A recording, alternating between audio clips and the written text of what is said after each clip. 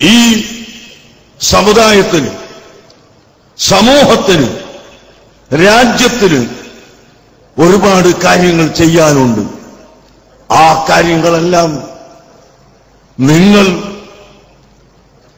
ചെയ്യുമെന്ന് പ്രതിജ്ഞ എടുത്ത് കഴിഞ്ഞിരിക്കുന്നു. ആ പ്രതിജ്ഞ വെറുമൊരു തമാശയല്ല, അല്ലാഹുവിനോടുള്ള പ്രതിജ്ഞയാണ്.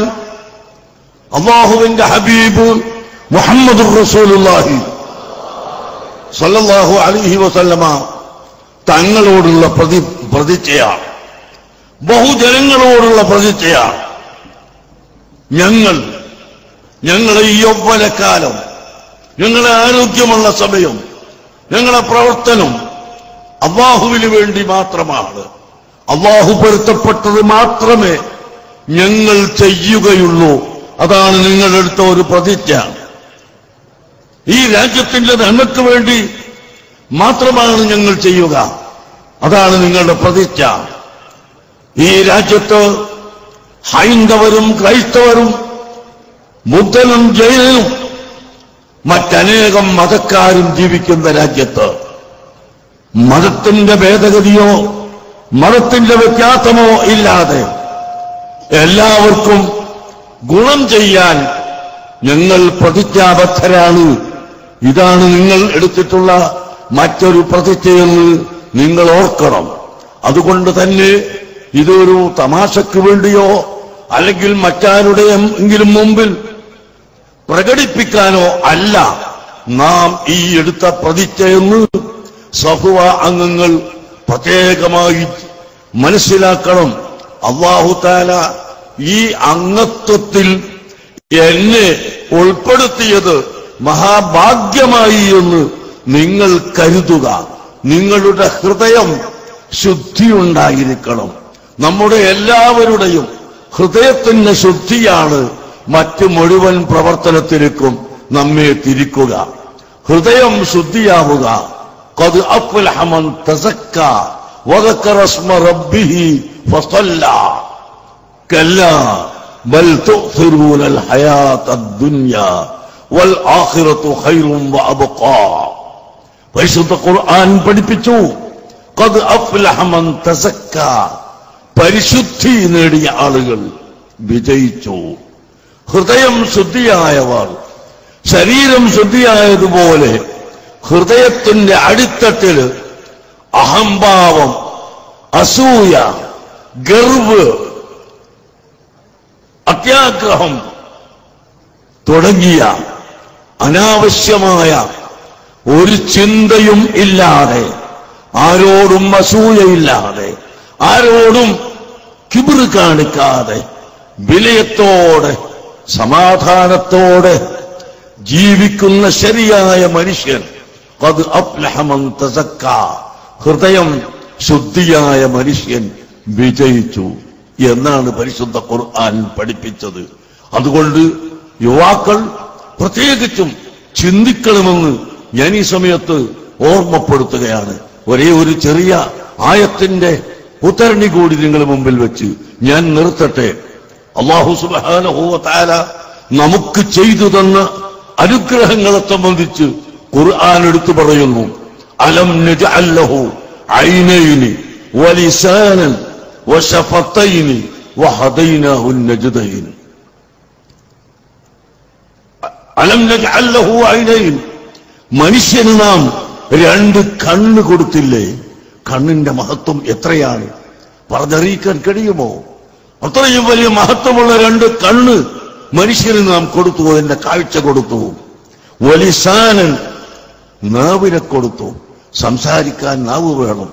ഭക്ഷണം വായിൽ വെക്കുമ്പോൾ കയ്പും മധുരവും പുളിയും എരിവും ചുവയും ഇതെല്ലാം അറിയാനുള്ള ശക്തിയോടുകൂടി നാവ്, ആ നാവ് അല്ലാഹു തആല നമുക്ക് തന്നു. വശഫതൈനി, രണ്ട് ചുണ്ട് തന്നു. ഇതൊക്കെ അല്ലാഹു തആല എടുത്തു പറഞ്ഞിട്ട് പിന്നെ അല്ലാഹു ചോദിക്കുന്നു വഹദൈനാഹു നജ്ദൈൻ, സത്യവും അസത്യവും നിങ്ങൾക്ക് ഞാൻ വെളിവാക്കി തന്നില്ലേ? സത്യത്തിന്റെ വഴി ഏതാണ്, അസത്യത്തിന്റെ വഴി ഏതാണ് എന്ന് നിങ്ങൾക്ക് നാം വ്യക്തമാക്കി തന്നിട്ടുണ്ട് എന്ന് പറഞ്ഞിട്ടൊരു ചോദ്യം, ഫലഖ്തഹമൽ അഖബത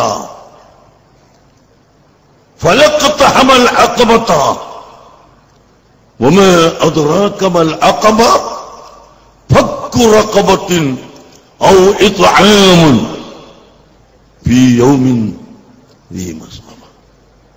അല്ലാഹു സുബ്ഹാനഹു വ തആല വളരെ ഗൗരവമായി പറയുന്നു, ഫലഖ്തഹമൽ അഖബത, നിങ്ങൾക്ക് പുരോഗതിയിലെത്താനുള്ള കവാടങ്ങളിലേക്ക് നിങ്ങൾ എന്തുകൊണ്ട് പോകാത്തത്? ആ കവാടത്തെ നിങ്ങൾ എന്തുകൊണ്ട് കടക്കുന്നില്ല? നിങ്ങളുടെ ജീവിതത്തിൽ വരുന്ന ഒരുപാട് കടമ്പകളും ഒരുപാട് വിഷമങ്ങളും തരണം ചെയ്തുകൊണ്ട് നിങ്ങൾ എന്തുകൊണ്ട് മുന്നോട്ട് ഗമിക്കുന്നില്ല എന്ന് ചോദിച്ചുകൊണ്ട് അല്ലാഹു തന്നെ മനസ്സിലാക്കി തരുന്നു, വമാ അദ്റാക മൽ അഖബ, എന്താണ് ആ അഖബ എന്ന് അറിയാമോ? മനുഷ്യനെ പുരോഗതിയിലേക്ക് എത്തിക്കുന്ന, മനുഷ്യനെ സ്ഥാനത്തേക്ക് എത്തിക്കുന്ന മാർഗങ്ങൾ എന്താണ്, അതിന്റെ വഴി എന്താണ് എന്ന് അറിയാമോ എന്ന് ചോദിച്ചിട്ട് പറയുന്നു, ഫക്കു റഖബത്തിൻ,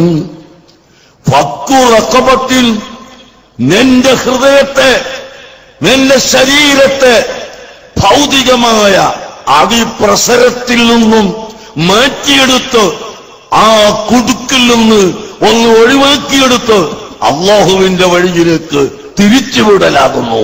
ഫക്കു റഖബത്തിൻ, നിന്റെ ഹൃദയം, നിന്റെ ശരീരം അത് ഭൗതികതയുടെ അതിപ്രസരത്തിൽപ്പെട്ട് കുടുങ്ങിക്കിടക്കുകയാണ്. ഭൗതികതയുടെ ആധിക്യം നിന്നിൽ ഇതാ വന്നു കഴിഞ്ഞിരിക്കുന്നു. അതുകൊണ്ട് നീ അല്ലാഹുവിനെ മറന്നുപോവുകയാണ്. ആകയാൽ ഭൗതികതയുടെ അതിപ്രസരത്തിൽ നിന്നും നിന്റെ ശരീരത്തെ മോചിപ്പിച്ചെടുക്കുക. അതാണ് നിന്റെ പുരോഗതിയുടെ മാർഗത്തിലേക്ക് കടക്കുന്ന ഒന്നാമത്തെ കവാടമെന്ന് പരിശുദ്ധ ഖുർആൻ നമ്മെ പഠിപ്പിച്ചുകൊണ്ട്, അതിനുശേഷം യതീമായ മക്കൾക്ക് ഭക്ഷണം കൊടുക്കലും, മിസ്കീന്മാരെ സഹായിക്കലും, സാധു സംരക്ഷണം നടത്തലും, അങ്ങനെ തുടങ്ങിയ കാര്യങ്ങളൊക്കെ അല്ലാഹു പറയുന്നു. അതെല്ലാം വേണമെങ്കിൽ ആദ്യമായി നമ്മുടെ ഹൃദയം ഭൗതികതയിൽ നിന്ന് ഒന്ന് മാറ്റിയെടുക്കണം. ഇന്ന് മുസ്ലിം സമുദായത്തെ സംബന്ധിച്ച് പറയുമ്പോൾ ഞാൻ അത്ഭുതപ്പെട്ടു പോകുന്നു. നിങ്ങളോട് പറയാതിരിക്കാൻ നിവൃത്തിയില്ല.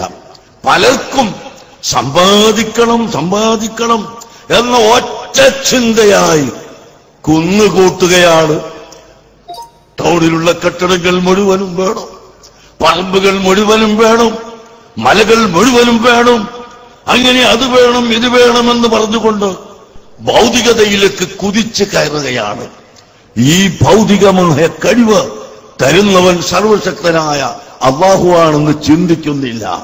അങ്ങനെ ചിന്തിക്കാത്ത നിലക്ക് ഭൗതികതയിൽ പെട്ടുപോയവൻ അതിൽ നിന്ന് മോചിപ്പിച്ചെടുക്കലാണ് ഫക്കു റഖബത്തിൽ. നീ ശരീരത്തെ, നിന്റെ ആത്മാവിനെ അത്തരം കെടിവലകളിൽ നിന്ന് മോചിപ്പിച്ചെടുക്കലാണ് എന്ന് പരിശുദ്ധ ഖുർആൻ പഠിപ്പിക്കുന്നു. അതുകൊണ്ട് നാം ഈ അംഗങ്ങളോട് പ്രത്യേകിച്ചും അല്ലാത്തവരോട് പൊതുവിലും ഞാൻ ഓർമ്മപ്പെടുത്തുന്നു, നമ്മുടെ ഹൃദയം ശുദ്ധീകരിക്കണം. നാം തഖ്വ ചെയ്യണം. അല്ലാഹുവിനെ രഹസ്യമായും പരസ്യമായും പേടിക്കണം. എല്ലാ സമയത്തും അല്ലാഹുവിനെ പേടിക്കണം. നാം ഒരു വാക്ക് സംസാരിക്കുന്നുവെങ്കിൽ അല്ലാഹുവിനെ ഭയപ്പെടണം. ഒരു പ്രവൃത്തി ചെയ്യുന്നുവെങ്കിൽ അവിടെ അല്ലാഹുവിനെ ഭയപ്പെടണം. നമ്മുടെ കാൽ മുമ്പോട്ട് വെക്കുമ്പോൾ അല്ലാഹുവിനെ ഭയപ്പെടണം. അത് പുറകോട്ട് വെക്കുമ്പോൾ അല്ലാഹുവിനെ ഭയപ്പെടണം. അങ്ങനെ എല്ലാ സമയത്തും അല്ലാഹുവിനെ ഭയപ്പെടുകയും അല്ലാഹുവിനെ പേടിക്കുകയും ചെയ്തുകൊണ്ട് നമ്മുടെ ഹൃദയത്തിന്റെ ശുദ്ധീകരണം പൂർണ്ണമാക്കിയെടുക്കാൻ നാം എല്ലാവരും തയ്യാറാവണം എന്ന് ഓർമ്മപ്പെടുത്തി.